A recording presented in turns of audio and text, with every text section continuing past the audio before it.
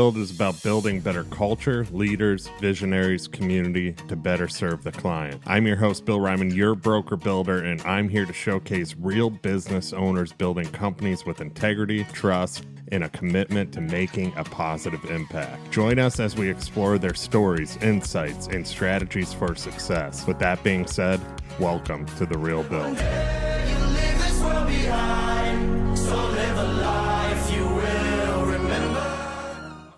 Welcome to The Real Build. I'm your host, Bill Reiman, your broker builder, and today I got another amazing guest that I'm really excited to talk to, actually.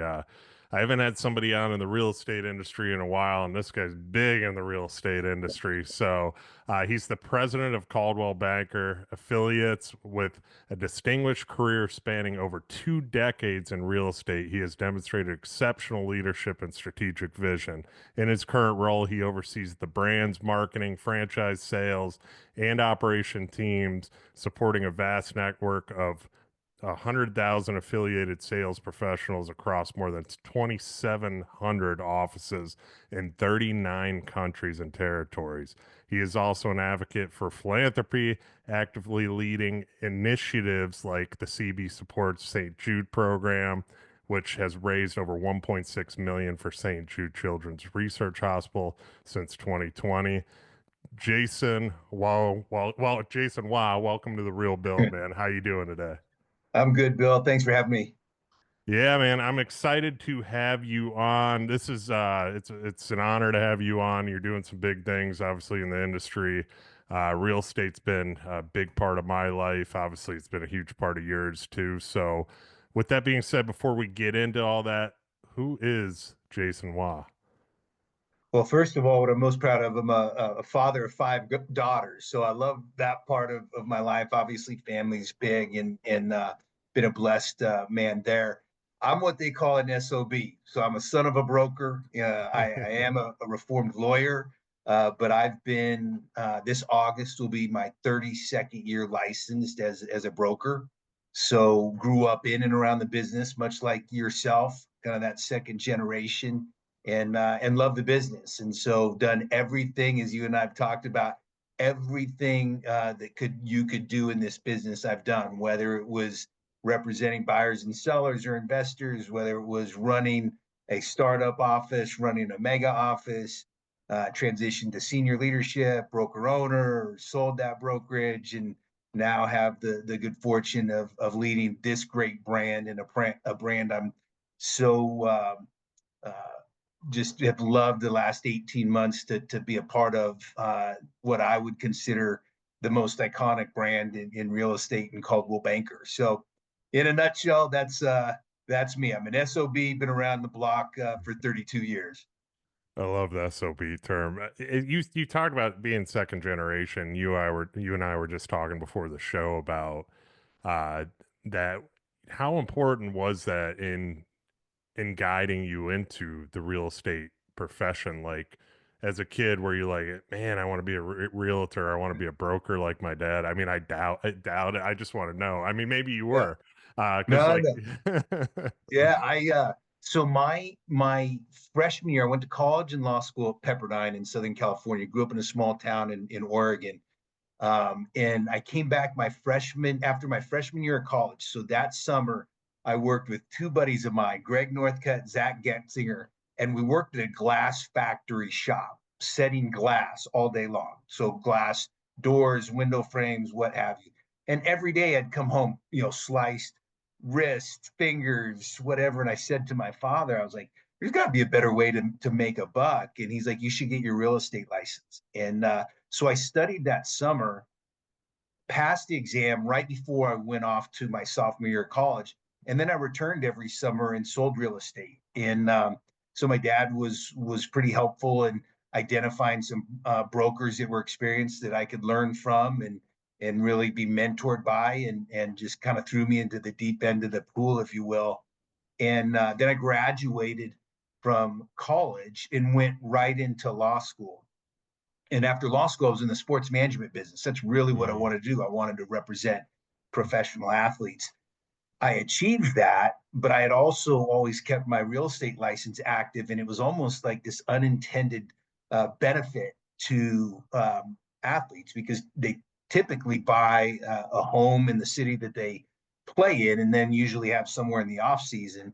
And so that was again just a value add to that firm. Well, fast forward all of those years, my dad just kept asking me, "You ever going to get in the family business? You ever going to get in the family business?" And by this point, he had been 15 years plus into ownership of a brokerage. And so ultimately, summer 2005, I made that full transition. And from '05, did everything from corporate calling in our relocation department to representing buyers and sellers to then transitioning into leadership, open an office from scratch. I mean, he wouldn't let me have any staff, any support until I started hiring some production.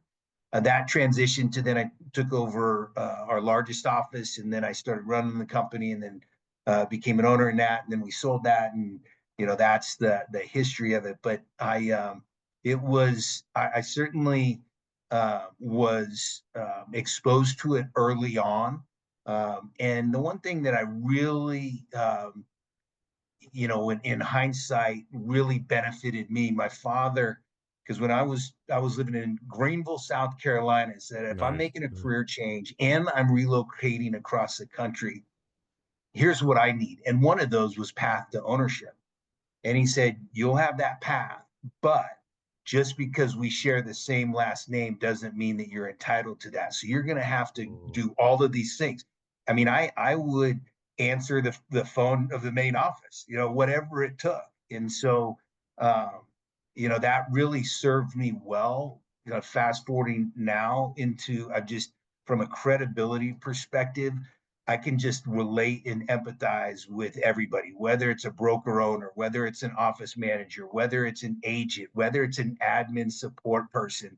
I've just done it all. And so I think I bring a level of credibility and empathy to all of the folks that we service and support at Caldwell Banker. You and I relate a lot. And just going back into your story to like how your dad approached you and said, you want to make money, get your real estate license. My dad did the exact same thing to me. And I was actually going down the same path as you. I was actually going to do, because I wanted to be in sports management somehow too. I grew up playing football. I had a college career that got cut short just because of injury. And long story short, I came home and not really knowing what to do. I was a laborer for my dad, working out on job sites, making minimum pay, because that's what he paid me. And in the hot Florida sun. And I'm like, what am I Uh, doing? So I started searching for sports jobs and I was like, what's my way in? I had a degree, business degree, marketing degree. So I was like, what's my way into sports? So I started looking at sports ticket sales for my way in. And I ended up going for an interview with the Miami Marlins, and that was what kind of stemmed my dad to have that same sit down as your dad had with you, where my dad's like, "What are you doing that for? What are you gonna? The Marlins don't even sell any tickets. Like, the stadium's empty. Like, you're not gonna make any money. What are you thinking? Get your real estate license. Work for the family business." And that was that whole turning point, I should say, of me making the transition into more of a sales role rather than a yeah, labor kind of grunt role in the family business. But I commend you on, because you and I relate a lot too, as far as our dads being that way of working your way up, working your yeah. way into the business, not just being handed to us, which shows why you're at where you are today, 100%, because I guarantee you wouldn't be where you are today if that was all just handed to you. Yeah, no, I agree with that. And the interesting additional fact there, how do you transition from sales or production to leadership? And my dad said this to me, and the gentleman that he bought the brokerage from said this to him because he was a top producer focused on commercial real estate. And this gentleman, Stan Wiley, said to him, Bert, you can impact more lives by running this organization than you can one transaction at a time. And that really resonated with my dad. Well, fast forward a couple decades, he laid that same line on me, and that resonated with me. So it was really, it's how can you make the most impact? And and it was really more in leadership than production. And I think that was a big contributing factor to kind of the career path. Talk about that a little bit. The importance of making a bigger impact on the leadership side of things. Actually, obviously, being in the role you are right now, I mean, leadership is everything. And I've learned that as now being the business owner of our company too, that obviously there needs to be an established leader within the company. And you're almost creating other leaders too, Yeah. because you want them to follow suit. You want to mold other people into leadership roles to help you with the growth and the management of the business. But talk about that in your perspective of how you've had an impact, especially with such a big company right now, too. Talk about that. Yeah, so a couple things. One, and I still remember where I was. I grew up in a town called Newburgh, and the neighboring town was Sherwood in Oregon. And there's this stretch of canopy of trees, and I remember so vividly. My dad and I were in that stretch, and I'm not sure what we were talking about, but there's these sayings that you just will always remember, and this has stuck with me. And I turned 50 last year. I'll be 51 here in a couple months, and I'll never forget it. And he said to me, as long as you surround yourself with people that are better than you and smarter Mm, than you, it's always going to work out for you. And, it is so wise, and it requires a certain humility. It requires a certain level of confidence and self awareness. And so I think for me, I'm attracted to leadership and really trying to be a part of someone's success journey and helping them, or at least play a small role in helping them achieve what they want. But I've also been so blessed to have people that are around me that are smarter than me, that better than me, and so it's just kind of always worked out for me.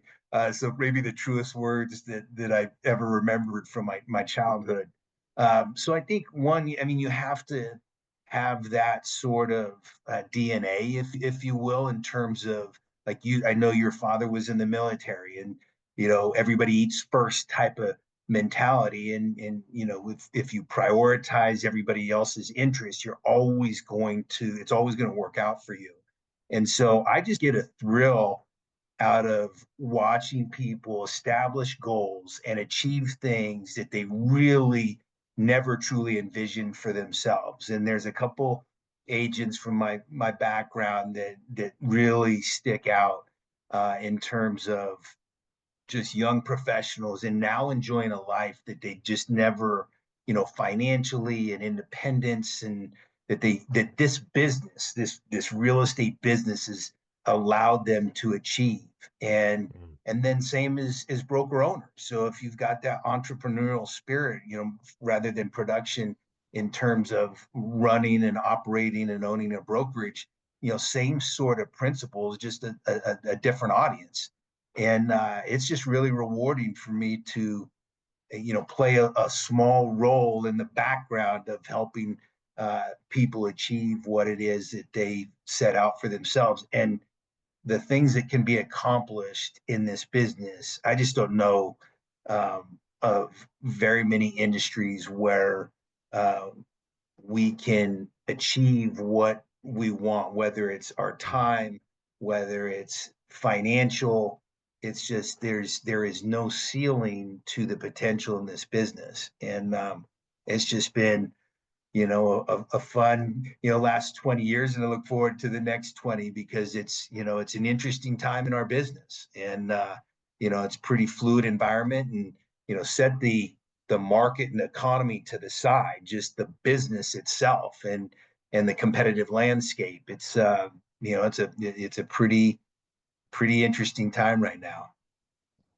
One thing I love that you said that is huge for any business is putting people ahead of yourself. And that that goes with any business, but in the real estate business, if you have that outlook, you're going to win in real estate 100%. I think a lot of realtors struggle with that.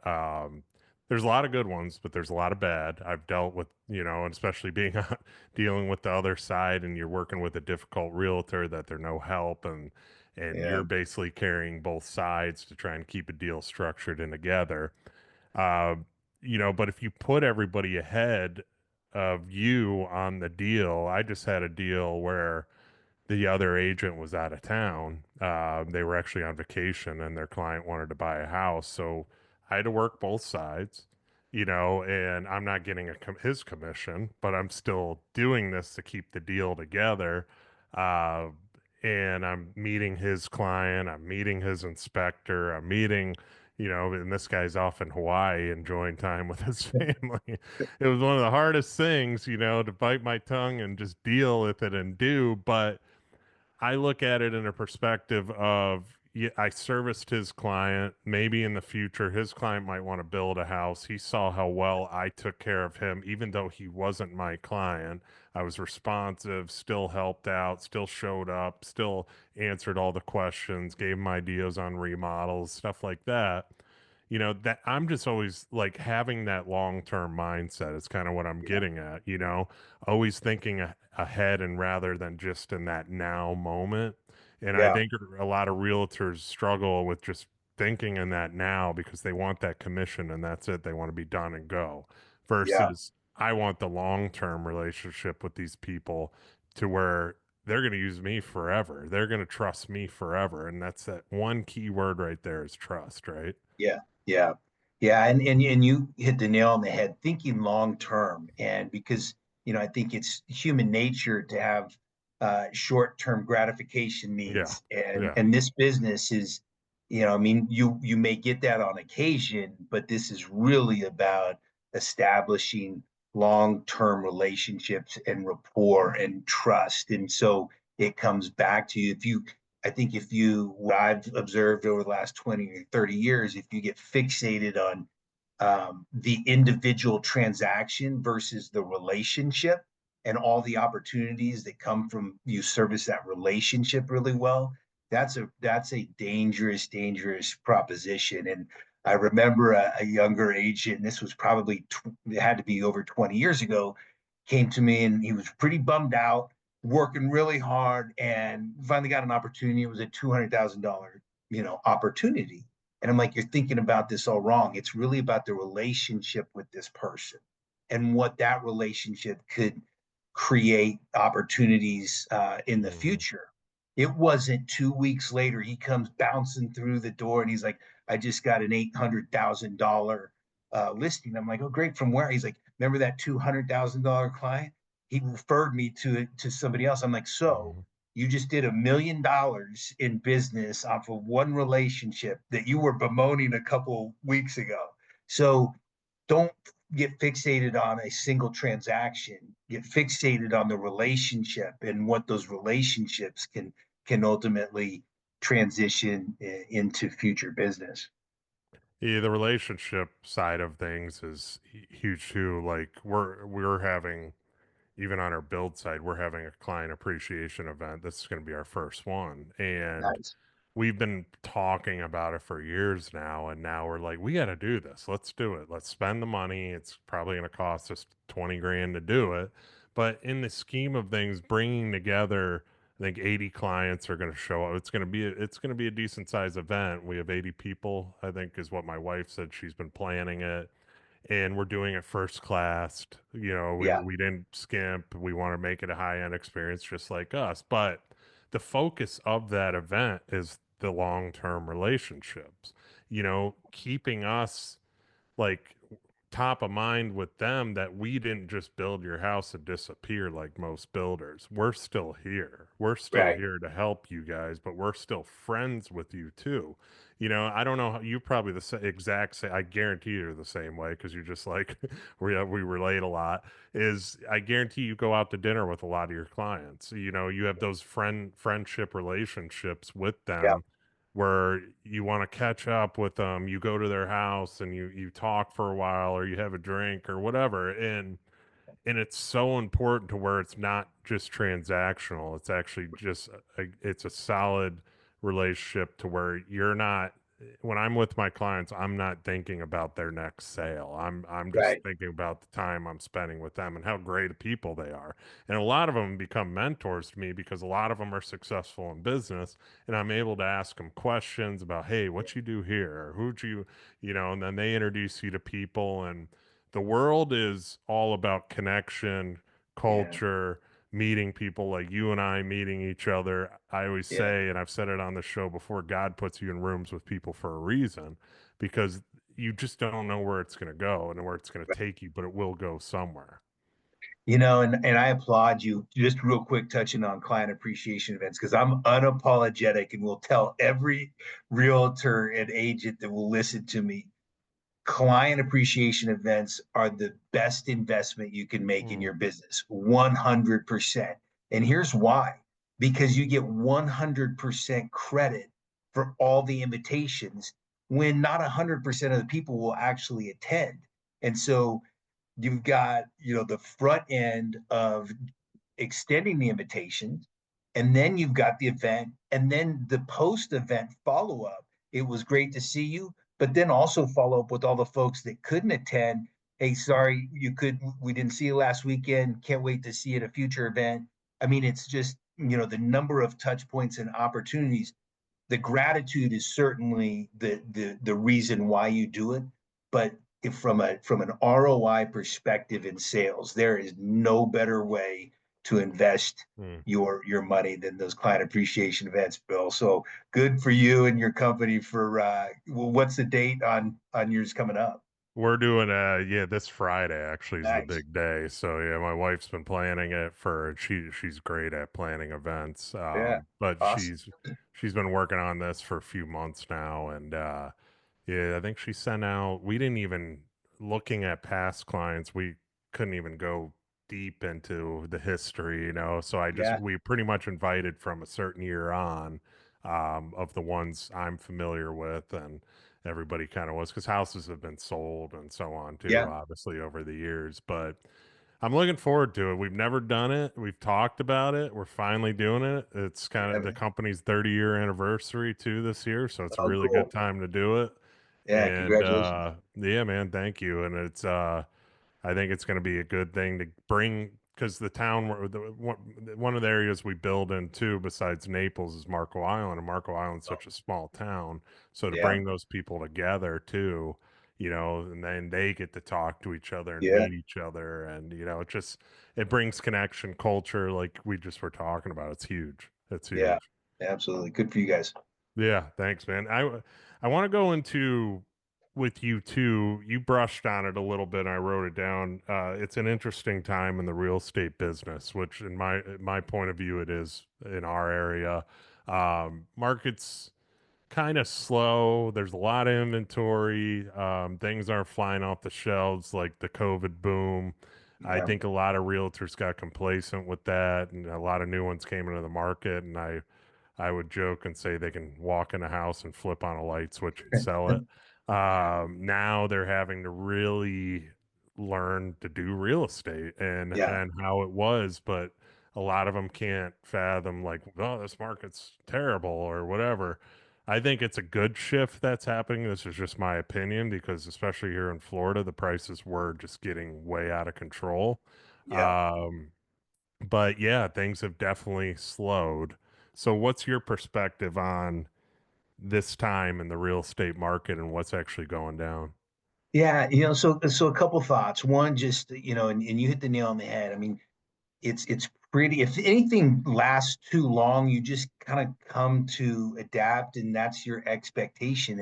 And let's face it. I mean, mid 2012 is when we really came out of Mm, the Great Recession, and then we had a historic 10-year run till mid 2022.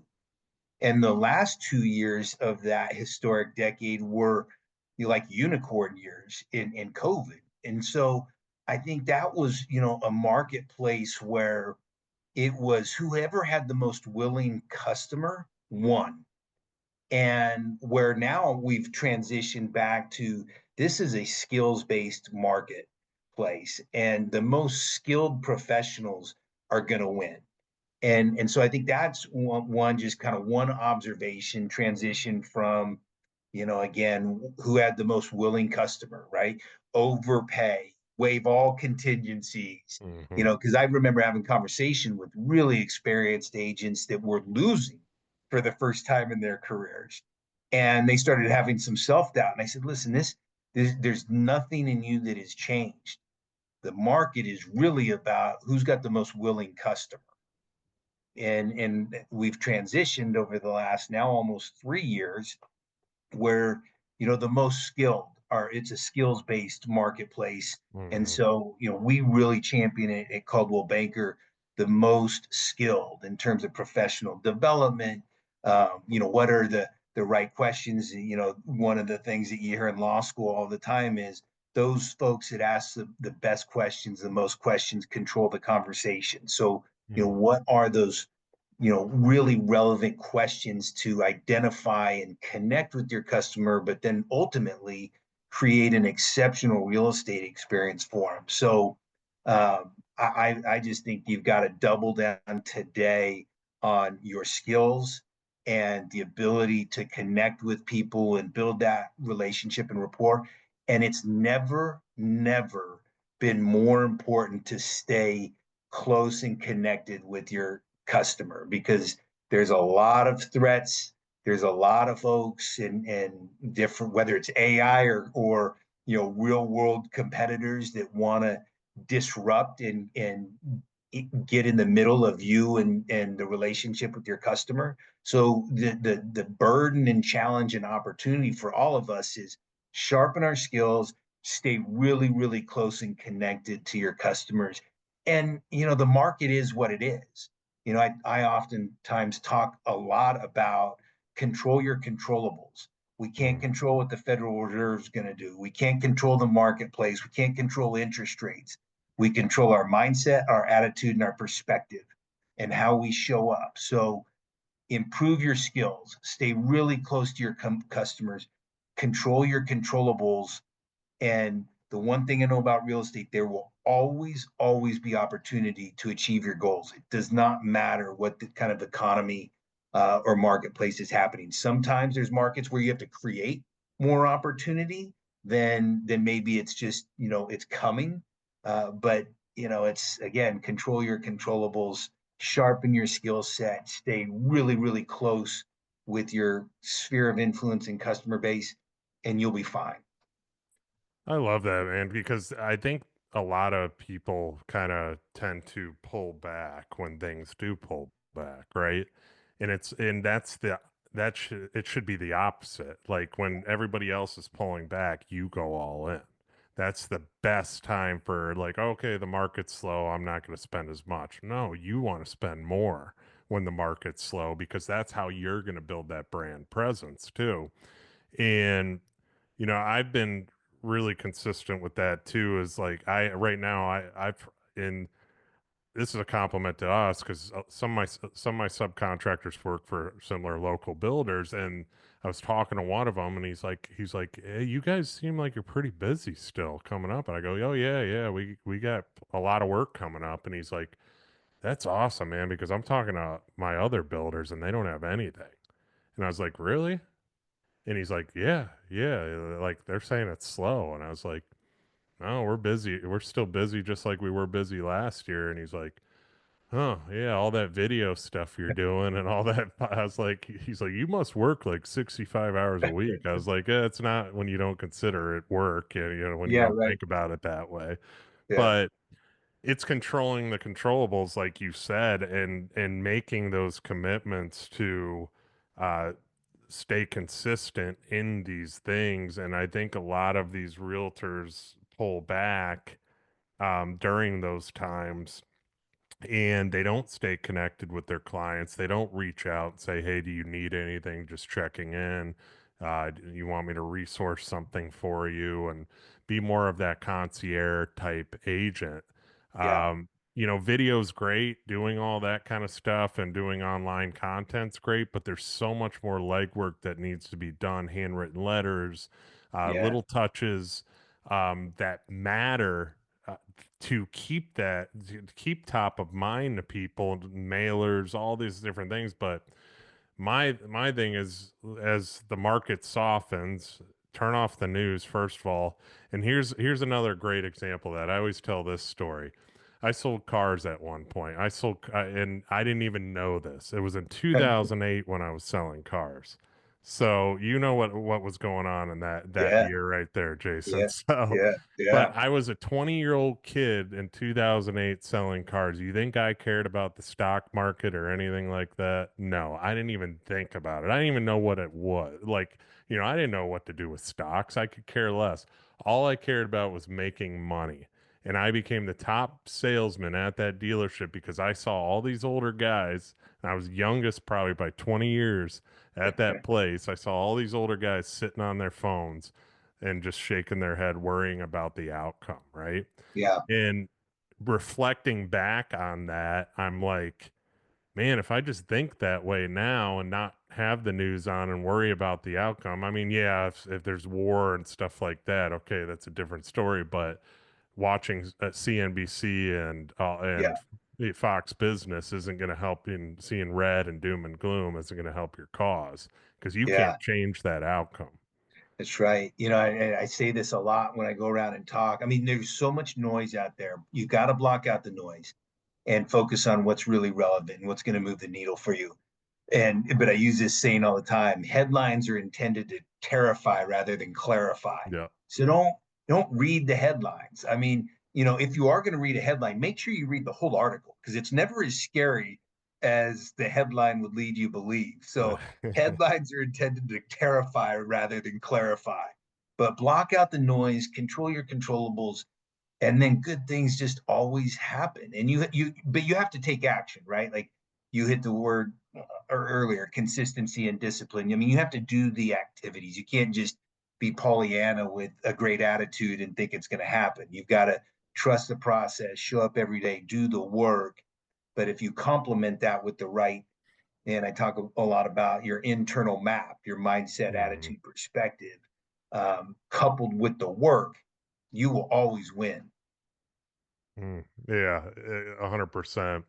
My one of my questions to you, and I was thinking of this, is how do you get 100,000 plus affiliates to have that mindset? How do you, with all the people that work in your organization as a leader, how are you getting them to be on that same page? I mean, you're probably not going to get all 100,000. Yeah, That's a lot of people, but that's your yeah, goal, right? yeah. I mean, it's certainly aspirational goal, right? Like, and I think it starts with me. I mean, I have Yeah. to show. I mean, one of my favorite quotes, and I send out to my team, they hear from me every single day. It's the first communication they get from me. It's an email titled Morning Mindset. And it's just a quick inspirational quote. And because I think it's just really how you start the day and how you attack the day in terms of what's going on in your ears. And so, it does start with me. And this quote by Mannering is: attitude is contagious. Is yours worth catching? And Mm, I always think about that when I wake up every day. It's like I set the tone. And so hopefully you set a great tone more days than not. Um, and but you also have to be rooted in reality. I mean, I will tell you, I'm an optimist. I mean, I am, but I think my optimism is rooted in reality because I trust the data and I defer to the data. That the data is going to tell me what the market conditions are, what the competitive landscape is. So it's, optimism rooted in reality. But it does start with me. And I think ultimately, what I project is that will be contagious. So if I've got an off day, it's likely that that's going to, permeate. But hopefully there's more good days, and over longevity, somebody will call me out. Like, you're not acting like yourself. What's going on? mm, And so I think one, it does start with you as a leader in any industry, and then I think it's building enough rapport and trust with folks that you can push them. And I think if you really genuinely commit to building and fostering an authentic and sincere and real relationship, you can be really, really honest with people. Absent mm, that, it's hard to be really, really honest and push people when they need to be pushed or challenged when they need to be challenged, or encouraged when they need to be encouraged. So, one, it starts with me. Two, I really pride myself in building sincere, authentic, real relationships. And if I'm successful at that, when it is required, I think I can be brutally honest with folks and push them, because ultimately they know I'm doing so because I care about their success and I know what their goals are and I want them to achieve their goals. So I think, ultimately starts with me, and then just rooted in building real, sincere, authentic, genuine relationships. And when it's time to be a cheerleader, you're a cheerleader. And when it's time to Mm. challenge uh, folks, you can go ahead and challenge them because they know you got their best interests at heart. I love that, man.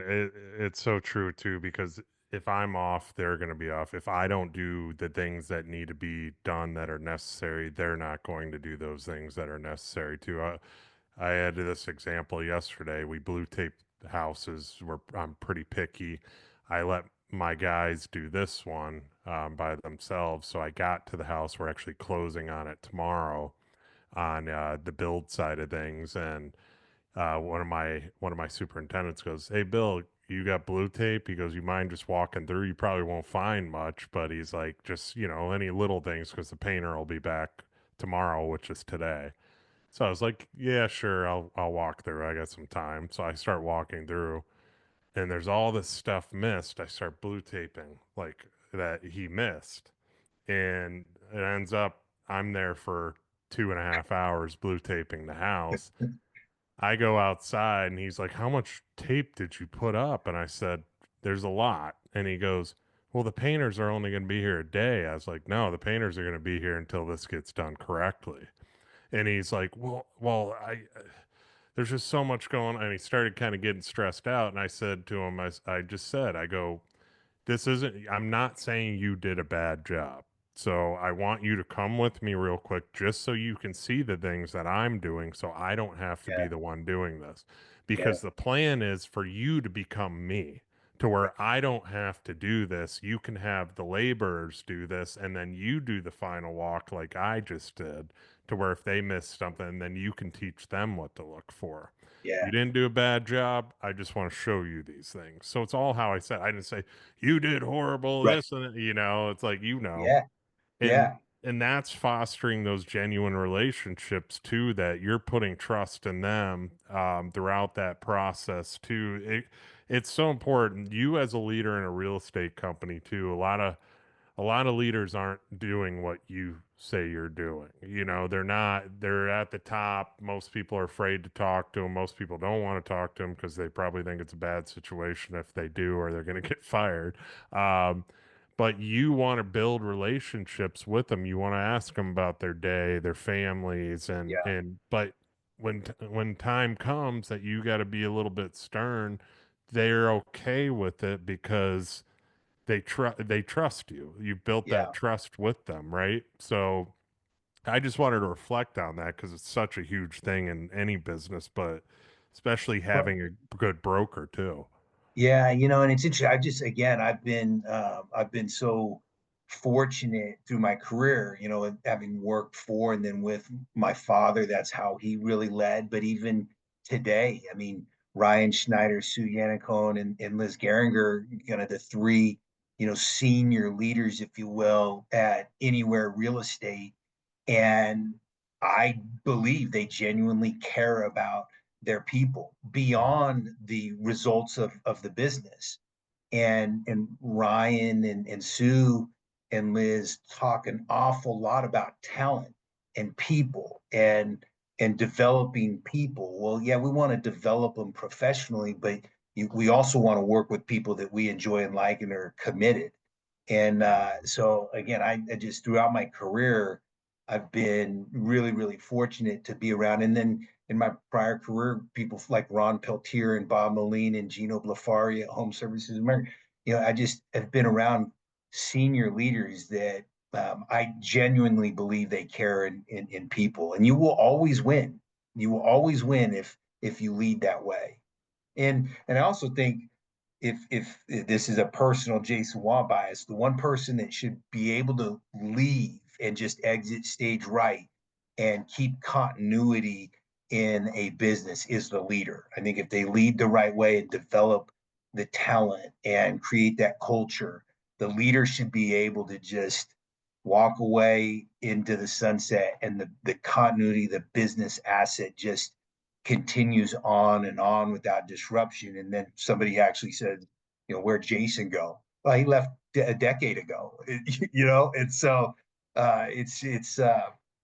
it can't um, underemphasize the importance of developing people and making that a priority in achieving the business results that we all need. And I say a lot to our team, listen, I no one appreciates effort more than me. I just happen to value results more. Mm. And so, we've got to have fun. We've got to put in the effort, but ultimately, we need to secure the results that we're all achieving.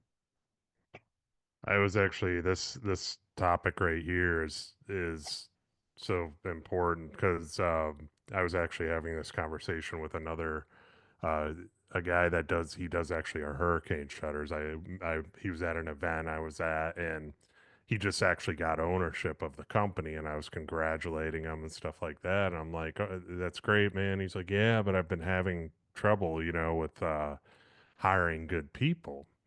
And I was like, really? And he's like, yeah, I can't find good people, blah, blah, blah. And I was like, well, have you tried, you know, a different approach and being more intentional about hiring good people? And he goes, well, what do you mean by that? And I said, the way I've looked at hiring and why we got such great people is because I'm not hiring based on what they already know. I'm hiring on skills you can't teach. If I can hire somebody that is disciplined, that Mm-hmm. is driven, that has Mm-hmm. goals and vision, I would take them way over the guy that's worked for 30 years in the business that doesn't have the drive. Yeah. And I said, I was like, so if you reverse your mindset and hire that way, I go, you can teach those disciplined people really quick. An example is I hired a guy, I met him in the gym. He's actually he was tied to one of my coach's mentors.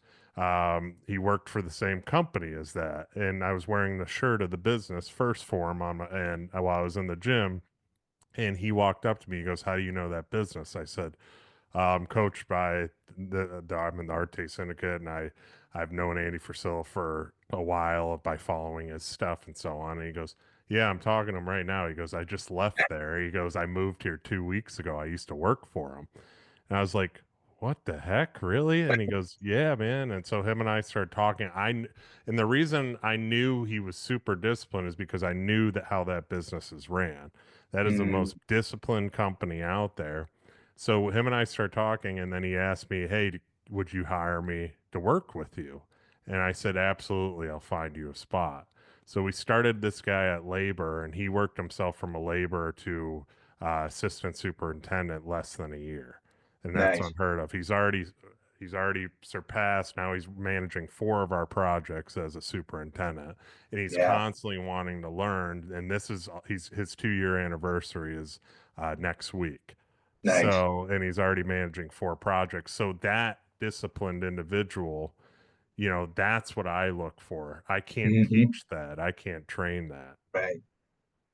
So, Yeah. I mean, and I love what you said. I mean, whether it's living in your personal life or your professional life, do so with intention. mhm. And that means saying no to a lot of things, right? Yeah, Like, yeah. I mean, you just got to say no to more things than you say yes to. But if you have clear focus and you're very intentional, you're just gonna, you put yourself in a position to be a lot more successful. So I love that, man. Yeah, it opens your eyes to a lot of things because you realize a lot of stuff happening around you, happening for you and not to you, and it's crazy once I started doing that. That was my word last year, and I really made it a point last year and how much the business has grown on that side of things by just being intentional, and being intentional like you talked about with your people too, and being there for them because that's what's going to shape them. That's what's going to build the culture within the business to where they want to stay with you. You're Yeah. building a culture to where they don't want to leave Caldwell. Like most agents keep shifting, and then they want to go to the 100% brokers now, and they just don't. There's no value there. There's no loyalty anymore, and you're Yeah. building that loyalty by doing what you're doing. Yeah, it's interesting because I think, I look at the business through the lens of it's just a business model. We've got our business model, which really is that full service. We want to create an experience. We want to partner with folks who want to deliver an exceptional real estate experience for the consumer. And then you've got, just another business model, more limited services and at a lower cost. And I don't, you can't have high value and low cost together. And so, for us, I think we're very intentional about the sandbox that we're in, and we know we're not all things to all people. We just need to, we want to affiliate with everybody that wants what we offer, which is high value, create an exceptional real estate experience for every consumer that wants that experience, right? I mean, not everybody does, and that's fine. So I don't get I stay laser focused on what our business model is, not everybody else's business model. And so my question for anybody is this the business model that you want to be a part of? What is it that you want to create for yourself and create for your client? And if you want high value and be compensated fairly for it, then this is, I would argue that we're the most iconic brand in real estate, and we're the one you want to be affiliated with. If it's limited services and low cost, it's somebody else. It's just a business model. Yeah, and I think that's a lot of agents don't see that. I mean, the pitch for, and nothing against the 100% companies, but the pitch for them is you get 100% of your commission. Yeah. Where else is the value, and where else is the loyalty and the branding, and then also the other advantages that you guys offer with the marketing and the name, and like I said, the branding behind it too. I've never been with a 100% company. I have a broker's license. I could open my own business too. I decided not to yet. I'm not going to be a broker business. My main focus is the building company. But I could have opened my own brokerage and keep 100% of stuff. But I hang my license with a high end brand right now, and because we're a high end brand ourselves. So that's why I felt that's the best way to do it. And yes, I got to give a little to maintain that high end brand with my name too. And so a lot of people don't see that. And I get their perspective too. Going 100%, you want to keep all the money and stuff like that. But I don't know. There's pros and cons as always in everything. I just see the benefits of what you're doing. I see the benefits of having a company that cares about you, that wants you to have success, so that's able to provide the right training for you to have success. Um, and as you progress into the business too, because most realtors, I forget the stat, but most don't last long in this business, especially when it's a normal market, because they realize how many fees actually go with it. So Mhm. it is nice to have some um, a roadmap, I should say, versus just going with 100% company and you're on your own, Yeah. which they don't tell you that. Yeah, yeah. And I mean, at the end of the day, too, it's because of our business model, we're able to invest back into resources and services, whether it's professional development, whether it's resources like the Coldwell Banker Move Meter, or it's our trend report that we produce. I mean, data is the most valuable currency Mm. today. And so the offerings, how we reinvest, those what people invest in us is really to position our folks as the trusted advisor, the most informed advisors in real estate. And you have to have a certain business model to make those investments and deliver on that.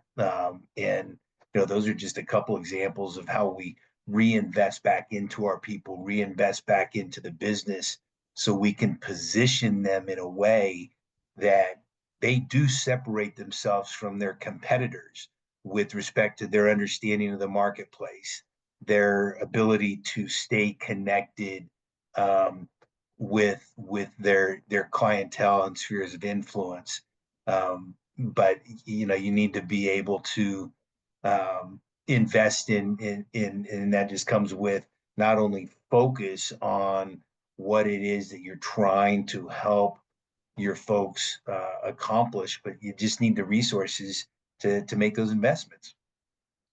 Resources are huge too. And one thing, in with time, I want to kind of hit this topic real quick. Is what would your recommendation? Because this is so important. Because there's a lot of new agents out there, a lot of people Mm-hmm. thinking about getting real estate licenses. Like, Yeah. what would be your advice to start? Because you get different answers on this. A lot of people will just say, "Well, start with your sphere of influence," but you being the president of Caldwell and you knowing marketing and so on too, what would be your advice to a new agent? What would you have done differently Yeah. as when you first started? Well, my advice is, you know, join a company. If we're talking about brand new to the industry, join a company that is going to invest the time in um, equipping you with the resources, but the data and the intelligence to fast track that learning curve. And then also, get a mentor. I mean, if or a Mm, coach. If your company doesn't offer that, then that should be a red flag. Again, if we're talking about brand new to the business, although I would argue that we all, I don't care how long you've been in the business, you can benefit from having a mentor, mentee, or coach relationship. But I also try to keep this thing very, very simple. If you get in this business, you should know every single thing about your marketplace. You should know every property that's on the market. You should be able to speak to recent statistics, active pendings. What is the sale price to list price?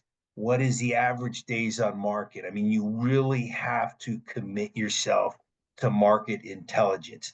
That mm, is something that it requires your time. But if you partner with the right organization like Caldwell Banker, we're going to equip you and make it easy to understand the marketplace and easy to internalize that because it's really just one taking raw data and creating a story out of that raw data so you can put a consumer in the best informed position to make a good decision. So I think if you're going to commit to being a real estate professional, you have to go all in on knowing your respective marketplace, know it inside and out, know it better than anybody else, be able to speak to it, not in a general sense, like it's a really good market, or I mean, know the data. I just it's interesting to see the reaction of folks when you say it's a really good market, or it's a seller's market, or now it's a buyer's market, or it's a balanced market. Now we haven't said that in a decade. Versus, it's interesting. Average days on market is 32 days. Average sales price increase was about 4.5% last year. The more specific you can speak to that marketplace, the credibility just you know skyrockets in the eyes of consumers. So I can't underemphasize that. The moment you get in the business, throw yourself into the market intelligence. I would partner with somebody like Caldwell Banker that's also going to make that easy and have that intelligence at your fingertips to be able to process, internalize, and actually tell a story to the consumer so they can make a good informed decision. yeah, I love that, man. That's so spot on right there too. It's like you said earlier too. You really need to dive into the stats of things. Skills, like sharpen Mm-hmm. your skills, be more skills based.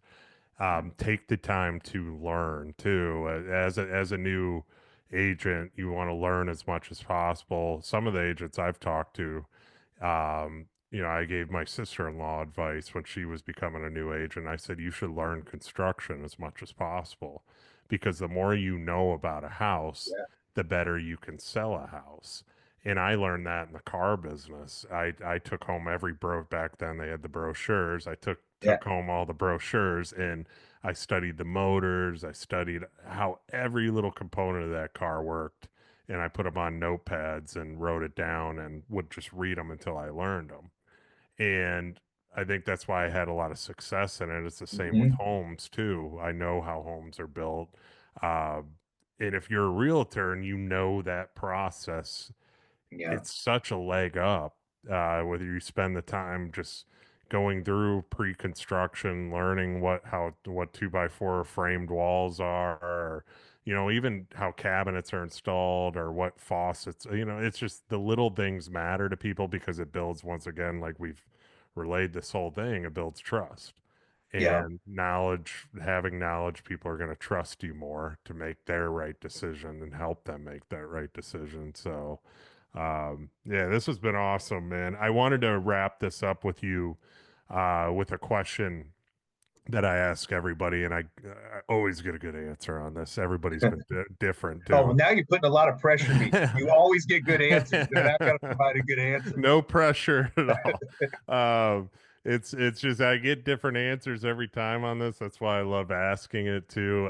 What about you personally? You're building amazing brand and you're working in an amazing business that continues to grow each and every day. What lessons have you learned throughout your journey that we should all apply to our own business or lives that can help us grow? You know, that,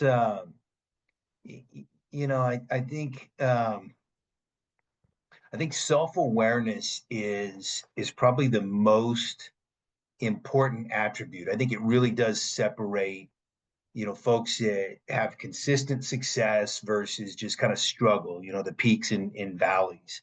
And what I mean by self-awareness is just, a true deep understanding of what your gifts are,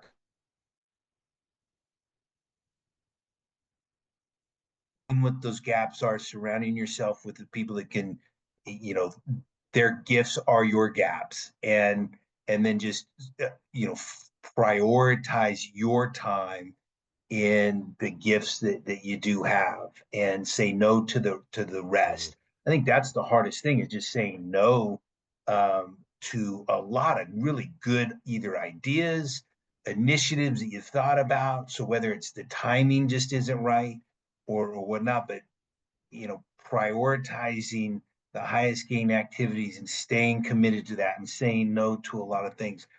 So I think just self awareness to me is the most important attribute to sustained success. And again, going giving credit to Burt Waugh, surround yourself with people that are better than you and smarter than you. It's always going to work out for you. And I have that today with my team at Caldwell Banker. I have had that in my past careers because, to use your term, I've been very intentional with the folks that I surround myself with, um, and I genuinely care about them and want them to be successful. And so, um, lead that way. But self awareness is, to me, if I ever write a book, and I've got no aspirations today to write a book, but if I did, it would be on self awareness, and because I think it's just the most important attribute. like I said, I never have a bad answer. So that was awesome, man. It's so true. Self-awareness, because the bigger you get in business too, the more aware you're going to have to be, and the more people you surround yourself with, or the more people that come around, there's going to be good and bad, and you're going to have these lessons along the way, like you just said. Some are going to be bad, but they're going to teach you to go a different way, and Yeah. and it's just part of life and that climb up that mountain. So now, Jason, this has been awesome. I knew this would be good. I'm honored to have you on, man. This is a great conversation, and I I'm gonna have you on 100% in the future again to catch up with you and for sure to see where the business is and so on. But man, this is awesome. Thank you. Yeah, Bill, thank you, man. I appreciate it. Congratulations on your 30-year anniversary of the business. Can't wait to watch what you do with the business over the next 20 or 30 years. Certainly a great foundation, but it's going to be exciting to see what you do with it over the next couple decades. And starting with your client appreciation event this week, and I know you've got you and your wife welcomed a baby boy 18 months ago. So a lot of exciting times personally and professionally for you. So I look forward to watching what you do and personally and professionally. But thanks for having me, man. Anytime. Look forward to future conversations. Yeah, brother. We'll definitely stay in touch too. I'm looking forward to the same to you, watching your growth and obviously having five daughters too, man. That's yeah, that's you're the ultimate girl dad and that's awesome, man. So Well, it's led to the premature balding. So yeah, but all yeah, good. I think kids do in general. So it's but no, man, I appreciate you and everybody listening. Please take the time to share this episode. Share with your friends and family goes a long way, especially if you're in the real estate business or any business in general. But 5-star review on this one too. Definitely deserves 5 stars on iTunes. So take the 2 seconds to do that for me, and we will see you guys on the next episode.